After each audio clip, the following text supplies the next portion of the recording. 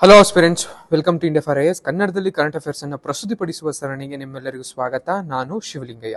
So ನಾವು ಇವತ್ತು discuss ಮಾಡ್ತಿರುವಂಥ topic ಬಂದು ಜ್ಞಾನ ಭಾರತಂ ಮಿಷನ್ ಅನ್ನುವಂಥದ್ದು. ನಿಮಗೆಲ್ಲ ಇತ್ತೀಚೆಗೆ 2025-26ನೇ ಸಾಲಿನ ಕೇಂದ್ರ ಬಜೆಟ್ನಲ್ಲಿ ಮಾನ್ಯ ಹಣಕಾಸು ಸಚಿವರಾದಂತಹ ನಿರ್ಮಲಾ ಸೀತಾರಾಮನ್ ಅವರು ಜ್ಞಾನ ಭಾರತಂ ಮಿಷನ್ ಅನ್ನುವಂತಹ ಒಂದು ಹೊಸ ಯೋಜನೆಯನ್ನ ಘೋಷಣೆ ಮಾಡಿದ್ದಾರೆ. ಸೊ ಹಾಗಿದ್ರೆ ಏನಪ್ಪಾ ಇದು ಹೊಸ ಜ್ಞಾನ ಭಾರತಂ ಮಿಷನ್ ಅಂದ್ರೆ ಏನು, ಯಾವ ಒಂದು ಕಾರ್ಯಕ್ಕೋಸ್ಕರ ಅಥವಾ ಯಾವ ಒಂದು ಫಲಾನುಭವಿಗಳಿಗೋಸ್ಕರ ಈ ಜ್ಞಾನ ಭಾರತಂ ಮಿಷನ್ ಅನ್ನ ಶುರು ಮಾಡಲಾಗಿದೆ ಅನ್ನುವಂಥದ್ದನ್ನ ನಾವು ನೋಡ್ತಾ ಹೋಗ್ತೀವಿ. ಸೊ ಕಾಂಟೆಕ್ಸ್ಟ್ ಬಂದು ಇತ್ತೀಚೆಗೆ ಸುದ್ದಿಪೇಟೆಯಿಂದ ನೋಡ್ತಾ ಬಂದಿರುವಂಥದ್ದು. ಸೊ ಅದಾದ್ಮೇಲೆ ನಮಗೆ ಏನಿದು ಜ್ಞಾನ ಭಾರತಂ ಮಿಷನ್ ಅಂದ್ರೆ ಏನು ಅಂತ ನೋಡ್ತಾ ಬಂದಾಗ ನಮಗೆ ಮುಖ್ಯವಾಗಿ ಭಾರತದ ಹೊಂದಿರುವಂತಹ ಅಥವಾ ಭಾರತ ತನ್ನ ಪ್ರಾಚೀನ ಕಥೆಯಲ್ಲಿ ಅಂದ್ರೆ ತನ್ನ ಪ್ರಾಚೀನ ಕಾಲದಿಂದನೂ ಕೂಡ, ಪ್ರಾಚೀನ ಇತಿಹಾಸದಿಂದನೂ ಕೂಡ ಸಾಗಿ ಬಂದಿರುವ ಅಥವಾ ಹರಿದು ಬಂದಿರುವಂತಹ ಒಂದು ಜ್ಞಾನದ ಒಂದು ಭಂಡಾರ ಅಂತಾನೆ ನಾವು ಕನ್ಸಿಡರ್ ಮಾಡುವಂತಹ ಹಸ್ತಪ್ರತಿಗಳು ಏನೇನಿದೆ. ಸೊ ಆ ಹಸ್ತಪ್ರತಿಗಳನ್ನ ಕಾಪಾಡುವ ನೆಲೆಗಟ್ಟಿನಲ್ಲಿ ಅಥವಾ ಭಾರತದ ಸಮೃದ್ಧ ಹಸ್ತಪ್ರತಿಗಳನ್ನ ಸಮೀಕ್ಷೆಯನ್ನ ಮಾಡುವಂಥದ್ದು, ಅದನ್ನ ದಾಖಲಿಸುವಂಥದ್ದು ಮತ್ತು ಅದನ್ನ ಸಂರಕ್ಷಿಸಲೋಸ್ಕರ ಶುರು ಮಾಡಿದಂತಹ ಒಂದು ರಾಷ್ಟ್ರೀಯ ಮಟ್ಟದ ಒಂದು ಉಪಕ್ರಮವೇ ಈ ಜ್ಞಾನ ಭಾರತ ಮಿಷನ್. ನಿಮ್ಗೆಲ್ಲ ಗೊತ್ತಿರೋ ಹಾಗೆ ಪ್ರಾಚೀನ ಕಾಲದಲ್ಲಿ ಈಗಿನ ತರದ ಪುಸ್ತಕಗಳ ಮೇಲೆ ಅಥವಾ ಕಂಪ್ಯೂಟರ್ಗಳಲ್ಲಿ ಅಥವಾ ಸಾಫ್ಟ್ವೇರ್ಗಳಲ್ಲಿ ಅದನ್ನ ಬರೆದಿಡುವಂತಹ, ಸಂಗ್ರಹಿಸುವಂತಹ ಅಥವಾ ದಾಖಲಿಸುವಂತಹ ವ್ಯವಸ್ಥೆ ಇರಲಿಲ್ಲ.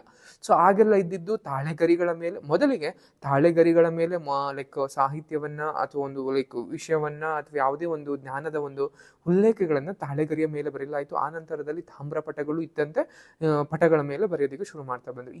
ಈ ಒಂದು ಅಂಶ ಇದೆಯಲ್ಲ, ಅಥವಾ ಈ ಒಂದು ಬರೆದಂತ ಒಂದು ಸಾಹಿತ್ಯ ಅಥವಾ ಜ್ಞಾನ ಏನಿದೆ, ಇದನ್ನ ಸಮೀಕ್ಷೆಯನ್ನ ಮಾಡುವಂತಹ, ದಾಖಲಿಸುವಂತಹ ಮತ್ತು ಸಂರಕ್ಷಿಸುವಂತಹ ರಾಷ್ಟ್ರ ಮಟ್ಟದ ಒಂದು ಕಾರ್ಯಕ್ರಮ ಇರಲಿಲ್ಲ. ಸೊ ಅದನ್ನೆಲ್ಲವನ್ನು ಪರಿಗಣನೆಗೆ ತೆಗೆದುಕೊಂಡು ಮಾನ್ಯ ಹಣಕಾಸು ಸಚಿವರು ಸಂಸ್ಕೃತಿ ಸಚಿವಾಲಯದ ಜೊತೆಗೆ ಸೇರಿ ಈ ರೀತಿಯಾದಂತಹ ಒಂದು ಯೋಜನೆಯನ್ನ, ಒಂದು ಉಪಕ್ರಮವನ್ನ, ಇನಿಷಿಯೇಟಿವ್ ಅನ್ನ ತರಬೇಕು. ಆ ಮೂಲಕ ಭಾರತದಲ್ಲಿ ಕಂಡು ಬರುವಂತಹ ಒಂದು ಜ್ಞಾನದ ಒಂದು ಭಂಡಾರ ಅಂತಾನೆ ನಾವೇನ್ ಕರಿತೀವಿ, ಜ್ಞಾನದ ಒಂದು ವಿಶಾಲ ಸಮುದ್ರ ಅಂತಾನೆ ನಾವೇನ್ ಕರಿತೀವಿ, ಈ ಹಸ್ತಪ್ರತಿಗಳನ್ನ ದಾಖಲಿಸುವಂತಹ ಅಥವಾ ಸಂರಕ್ಷಿಸುವಂತಹ ಕೆಲಸಗಳು ಆಗ್ಬೇಕಾಗಿದೆ ಅನ್ನುವ ನೆಲೆಗಟ್ಟಿನಲ್ಲಿ ಈ ಒಂದು ಜ್ಞಾನ ಭಾರತ ಮಿಷನ್ ಅನ್ನ ಶುರು ಮಾಡಲಾಯಿತು.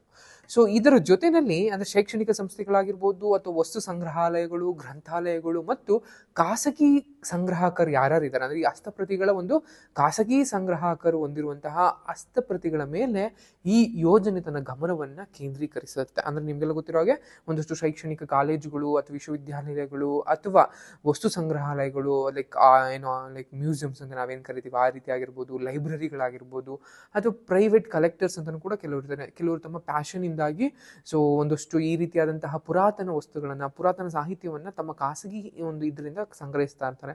ಸೊ ಈ ರೀತಿಯಾಗಿರುವಂತಹ ಇಲ್ಲಿವರೆಗೂ ದಾಖಲೆಗಳಿಗೆ ಸಿಗದಲ್ಲೇ ಇರುವಂತಹ ಒಂದಷ್ಟು ಹಸ್ತಪ್ರತಿಗಳನ್ನ ಮತ್ತೊಮ್ಮೆ ಅದನ್ನ ನಮ್ಮ ಒಂದು ಸರ್ಕಾರದ ಒಂದು ತೆಕ್ಕೆಗೆ ಅಥವಾ ಸರ್ಕಾರದ ಒಂದು ಸುಪರ್ದಿನಲ್ಲಿ ಎಲ್ಲ ಇದನ್ನು ಸಂಗ್ರಹಿಸುವಂತಹ, ದಾಖಲಿಸುವಂತಹ, ಸಂರಕ್ಷಿಸುವಂತಹ ಕೆಲಸವನ್ನ ಈ ಯೋಜನೆ ಹೊಂದಿರುತ್ತೆ.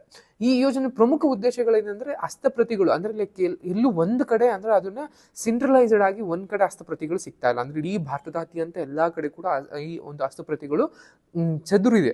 ಸೊ ಈ ಚದುರಿರುವಂತಹ ಹಸ್ತಪ್ರತಿಗಳನ್ನ ಸಂಗ್ರಹಿಸುವಂತಹ ಕೆಲಸವನ್ನ ಮಾಡ್ತಾ ಇರುವಂತಂದ್ರೆ ಗುರುತಿಸುವಂಥದ್ದು ಎಲ್ಲೆಲ್ಲಿದೆ, ಯಾವ್ಯಾವ ಭಾಗದಲ್ಲಿ, ಅಂದ್ರೆ ಯಾವ್ಯಾವ ಕಾಲೇಜ್ಗಳು, ವಿಶ್ವವಿದ್ಯಾನಿಲಯಗಳು, ಮ್ಯೂಸಿಯಂಗಳು ಅಥವಾ ಪ್ರೈವೇಟ್ ಕಲೆಕ್ಟರ್ಸ್ ಯಾರ್ಯಾರ ಹತ್ರ ಯಾವ್ಯಾವ ಇದಾವೆ, ವ್ಯಾಲ್ಯೂಬಲ್ ಯಾವ್ಯಾವ ಇದಾವೆ ಅನ್ನುವಂತಹ ಗುರುತಿಸುವಾಗಿರ್ಬೋದು, ಅವುಗಳನ್ನ ದಾಖಲಿಸುವಂತಹ ಕೆಲಸವನ್ನು ಮಾಡುವಂಥದ್ದು ಈ ಒಂದು ಯೋಜನೆಯ ಒಂದು ಪ್ರಮುಖ ಇದಾಗಿರುತ್ತೆ. ಅದ್ರ ಜೊತೆಗೆ ನೆಕ್ಸ್ಟ್ ಸಂರಕ್ಷಣೆ, ಅದನ್ನ ಆಟೋಮೆಟಿಕಲಿ ನಾವು ಒಂದ್ಸಲಿ ಅದನ್ನ ಐಡೆಂಟಿಫೈಡ್ ಮಾಡಿ ಅದನ್ನ ನಾವು ರಿಜಿಸ್ಟರ್ ಮಾಡ್ಕೊಂಡ್ಮೇಲೆ ನೆಕ್ಸ್ಟ್ ಅದನ್ನ ಕಾಪಾಡುವಂತಹ, ಕನ್ಸರ್ವ್ ಮಾಡುವಂತಹ ಕೆಲಸವನ್ನು ತುಂಬಾನೇ ಆಗ್ಬೇಕಾಗಿರುತ್ತೆ. ಅದರ ಜೊತೆಗೆ ಡಿಜಿಟಲೀಕರಣ ಅಂತ ಕರಿತೀವಿ. ನಿಮಗೆಲ್ಲ ಗೊತ್ತಿರೋ ಹಾಗೆ ಸಾಹಿತ್ಯ ಇಂದಿನ ಕಾಲದ ಅಥವಾ ಪ್ರಾಚೀನ ಮತ್ತು ಮಧ್ಯಕಾಲೀನ ಸಾಹಿತ್ಯಗಳು ಹೆಚ್ಚಾಗಿ ತಾಳೆಗರಿಗಳ ಮೇಲೆ ಅಥವಾ ಪಟಗಳ ಮೇಲೆ ಬರಲಾಗಿರೋದ್ರಿಂದ ಅದು ಜಾಸ್ತಿ ವರ್ಷಗಳು ಬರೋದಿಲ್ಲ, ಅದು ಉಳಿದು ಬರೋದಿಲ್ಲ. ಜೀವಿತಾವಧಿ ಅಂತ ಏನಂತ ಕರಿತೀವಿ ಅದು ತುಂಬಾನೇ ಕಮ್ಮಿ ಇರುತ್ತೆ. ಸೊ ಅದನ್ನೆಲ್ಲ ಕನ್ಸಿಡರೇಷನ್ ಮಾಡಿಕೊಂಡು ಅವನ್ನ ಆದಷ್ಟು ಡಿಜಿಟಲೈಸ್ಡ್ ಮಾಡೋದ್ರ ಮೂಲಕ ಅದು ನೆಕ್ಸ್ಟ್ ಇನ್ನು ಸಾವಿರಾರು ವರ್ಷಗಳಾದ್ರೂ ಕೂಡ ಅಥವಾ ನೂರಾರು ವರ್ಷಗಳಾದ್ರೂ ಕೂಡ ಅದು ಹಾಗೇನೆ ಮುಂದಿನ ತಲೆಮಾರಿಗೆ ಒಂದು ಸ್ಥಳಾಂತರಿಸುವ ಅಥವಾ ಮುಂದಿನ ತಲೆಮಾರಿಗೆ ಒಂದು ಕೊಂಡೊಯ್ಯುವಂತಹ ಕೆಲಸವನ್ನ ಆಗ್ಬೇಕಾಗಿರುತ್ತೆ. ಸೊ ಅದಕ್ಕೋಸ್ಕರ ಸಿಗುವಂತಹ ಈ ಎಲ್ಲ ಹಸ್ತಪ್ರತಿಗಳ ಒಂದು ಮೌಲ್ಯವನ್ನ, ಮಾಹಿತಿಯನ್ನ ಡಿಜಿಟಲೀಕರಣ ಮಾಡೋದು ಕೂಡ ಈ ಒಂದು ಉದ್ದೇಶವಾಗಿರುತ್ತೆ. ಅಂಡ್ ಅದ್ರ ಜೊತೆಗೆ ಲಭ್ಯತೆ ಅಂತ ಕರಿತೀವಿ, ಅಥವಾ ಆಸೆಸ್ ಅಂತ ಕೂಡ ಇಂಗ್ಲೀಷಲ್ಲಿ ಕರಿತೀವಿ. ಅಂದ್ರೆ ಈ ಹೆಚ್ಚಿನ ಒಂದು ಸಂಶೋಧನೆಗೆ ಎಷ್ಟೋ ಮಾಹಿತಿಯ ಕೊರತೆ ಇರುತ್ತೆ. ಸೊ ಅದ್ರ ಬದಲಿಗೆ ಈಗ ಸಿಗುವಂತಹ ಈ ಹಸ್ತಪ್ರತಿಗಳು ಏನೇನಿರುತ್ತೆ, ಸೊ ಇವನ್ನೆಲ್ಲವನ್ನು ಕೂಡ ಯಾರ್ಯಾರೆಲ್ಲ ಸಂಶೋಧನೆಯನ್ನು ಮಾಡ್ತಾರೆ, ಯಾರ್ಯಾರೆಲ್ಲ ಯೂಶಲಿ ದಟ್ ವಿದ್ವಾಂಸರಿಗೆ ಏನೇನೋ ಒಂದು ಥೀಸಿಸ್ ಮಂಡನೆಯನ್ನು ಮಾಡೋದಕ್ಕೆ ಬೇಕಾಗಿರುತ್ತೆ, ಅಥವಾ ಸಾರ್ವಜನಿಕರಿಗೆ ಯಾವುದೋ ಒಂದು ಇನ್ಫಾರ್ಮೇಶನ್ ಬೇಕಾಗಿರುತ್ತೆ, ಅಂತ ಸಮಯದಲ್ಲಿ ಈ ಹಸ್ತಪ್ರತಿಗಳು ಅವ್ರಿಗೆಲ್ಲರಿಗೂ ಸಿಗುವಂತೆ ಡಿಜಿಟಲಿ ಮಾಧ್ಯಮದಲ್ಲಿ ಇವ್ರಿಗೆಲ್ಲೂ ಸಿಗುವಂತೆ ಮಾಡುವಂಥದ್ದು ಕೂಡ ಈ ಯೋಜನೆ ಇದಾಗಿರುತ್ತೆ. ಅಂಡ್ ಜ್ಞಾನದ ಸಂರಕ್ಷಣೆ ಮಾಡೋ ರೀತಿಯಲ್ಲಿ. ಅಂಡ್ ಇದರ ವೈಶಿಷ್ಟ್ಯಗಳು ಏನೇನು ಅಂತ ಬಂದಾಗ, ಸಮೀಕ್ಷೆ ಮಾಡುವಂಥದ್ದು, ಅದನ್ನು ದಾಖಲೀಕರಣ ಮಾಡುವಂಥದ್ದು, ಸಂರಕ್ಷಣೆ ಮಾಡುವಂಥದ್ದು, ಡಿಜಿಟಲೀಕರಣವನ್ನು ಮಾಡುವಂಥದ್ದು ಇದರ ಒಂದು ಮಿಷನ್ನ ವೈಶಿಷ್ಟ್ಯಗಳಾಗಿರುತ್ತೆ. ಇದ್ರ ಜೊತೆಗೆ ಎಕ್ಸ್ಟ್ರಾ ಆಡ್ ಆಗುವಂಥದ್ದು ಒಂದು ಸ್ವಾಯತ್ತ ಸಂಸ್ಥೆಯನ್ನ, ಅಂದ್ರೆ ಒಂದು ಆಟೋನಮಸ್ ಬಾಡಿಯನ್ನ ಸ್ಥಾಪನೆ ಮಾಡುವಂತಹ, ಏಕೆಂದ್ರೆ ಈ ಮಿಷನ್ನ ಒಂದು ಅನುಷ್ಠಾನವಾಗಿರ್ಬೋದು, ನಿರ್ವಹಣೆಗಳಾಗಿರ್ಬೋದು, ಅದನ್ನ ಸರಾಗವಾಗಿ ಯಾವುದೇ ರೀತಿಯಾದಂತಹ ಅಡಚಣೆಗಳಿಲ್ಲದೆ ಪರಿಣಾಮಕಾರಿಯಾಗಿ ಈ ಯೋಜನೆಯನ್ನ ಒಂದು ಕಾರ್ಯಗತಗೊಳಿಸೋದಕ್ಕೋಸ್ಕರ ಅಥವಾ ದೀರ್ಘಕಾಲದ ಒಂದು ಸುಸ್ಥಿರತೆಯನ್ನ ಖಚಿತಪಡಿಸ್ಕೊಳ್ಳೋದಕ್ಕೋಸ್ಕರ ಒಂದು ಸ್ವಾಯತ್ತ ಸಂಸ್ಥೆಯನ್ನು ಸ್ಥಾಪಿಸುವಂಥದ್ದು ಈ ಮಿಷನ್ನ ಒಂದು ವೈಶಿಷ್ಟ್ಯಗಳಾಗಿದೆ ಅನ್ನುವಂಥದ್ದು ಅಂತ ಹೇಳ್ತಾ ಬರ್ಬೋದು. ಇನ್ನೊಂದು ಸಹಯೋಗ ಅಂತ ಕೇಳುವಂಥದ್ದು, ಅಂದ್ರೆ ಶೈಕ್ಷಣಿಕ ಸಂಸ್ಥೆಗಳು ಅಂದಾಗ ವಿಶ್ವವಿದ್ಯಾನಿಲಯಗಳು ಅಥವಾ ದೊಡ್ಡ ದೊಡ್ಡ ಕಾಲೇಜುಗಳು ಅಥವಾ ಓಲ್ಡೆಸ್ಟ್ ಕಾಲೇಜ್ಗಳು ಏನಿದಾವೆ ಅವು ಆಗಿರ್ಬೋದು, ಅಥವಾ ವಸ್ತು ಸಂಗ್ರಹಾಲಯಗಳು, ಆಡಿಟೋರಿಯಂ, ಮ್ಯೂಸಿಯಂಗಳು ಅಂಡ್ ಖಾಸಗಿ ಸಂಗ್ರಾಹಕರು ಯಾರ್ಯಾರಿರ್ತಾರೆ ಅವ್ರ ಜೊತೆ ಪಾಲುದಾರಿಕೆಯನ್ನು ಒಂದು ಆ ಮೂಲಕ ಅವ್ರ ಹತ್ರ ಇರುವಂತಹ ಏನು ತಾಳೆಗರಿಗಳಿದೆ ಅಥವಾ ಹಸ್ತಪ್ರತಿಗಳಿದಾವೆ ಇವನ್ನೆಲ್ಲವನ್ನು ಕಲೆಕ್ಟ್ ಮಾಡುವಂತಹ, ದಾಖಲಿಸುವಂತಹ, ಡಿಜಿಟಲೈಸ್ ಮಾಡ್ಕೊಳ್ಳುವಂಥ ಕೆಲಸವನ್ನ ಮಾಡಬೇಕಾಗಿರುತ್ತೆ.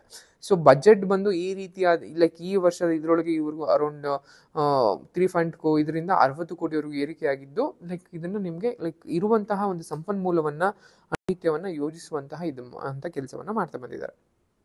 ಅಂಡ್ ಈ ಜ್ಞಾನ ಭಾರತಂ ಮಿಷನ್ನ ಒಂದು ಯೋಜನೆ ಅಥವಾ ಈ ಮಿಷನ್ನ ಮಹತ್ವ ಏನು ಅಂತ ಬಂದಾಗ, ಸಾಂಸ್ಕೃತಿಕ ಮತ್ತು ಬೌದ್ಧಿಕವಾದಂತಹ ಪರಂಪರೆ ಏನಿದೆ ಅದನ್ನ ಪುನರುಜ್ಜೀವನಗೊಳಿಸುವಂತಹ ಮತ್ತು ಸಂರಕ್ಷಿಸುವಂತಹ ಗುರಿಯನ್ನು ಭಾರತದ ಕೇಂದ್ರ ಸರ್ಕಾರ ಹೊಂದಿದೆ ಅಂತಾನೆ ಹೇಳ್ತಾ ಬರ್ಬೋದು.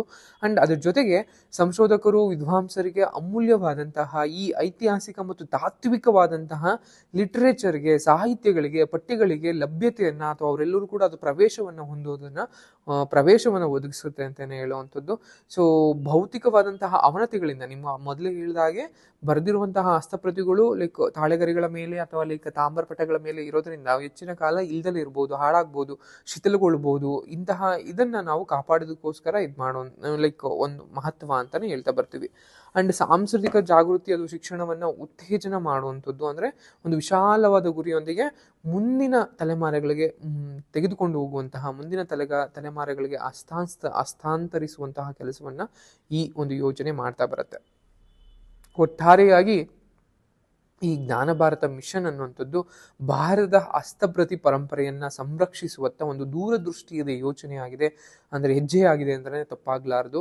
ಇದು ಪ್ರಾಚೀನ ಕಾಲದ ಅಥವಾ ಪ್ರಾಚೀನ ಭಾರತದ ಒಂದು ಏನು ಜ್ಞಾನದ ನಿಧಿ ಅಂತ ಕರಿತೀವಲ್ಲ, ಅದರ ಒಂದು ಸಮೀಕ್ಷೆ ಮಾಡುವಂಥದ್ದು, ದಾಖಲೀಕರಣ ಮಾಡುವಂಥದ್ದು, ಅದನ್ನ ಸಂರಕ್ಷಣೆ ಮಾಡಿ ಡಿಜಿಟಲೀಕರಣದ ಮೇಲೆ ಕೇಂದ್ರೀಕರಿಸುವ ಮೂಲಕ ಈ ಒಂದು ಹಸ್ತಪ್ರತಿ ಪರಂಪರೆಯನ್ನ ಭವಿಷ್ಯದ ಪೀಳಿಗೆಗೆ ಒಂದು ಸಂರಕ್ಷಿಸೋದೇ ಈ ಒಂದು ಮಿಷನ್ನ ಒಂದು ಉದ್ದೇಶವಾಗಿರುತ್ತೆ. ಸೊ ಇದಿಷ್ಟು ಮಿಷನ್ಗೆ ಸಂಬಂಧಪಟ್ಟಂತಹ. ಸೊ ಈ ಮಾಹಿತಿ ನಿಮ್ಗೆ ಇಷ್ಟ ಆಗಿದೆ ಅಂತ ಭಾವಿಸ್ತಾ ಥ್ಯಾಂಕ್ ಯು.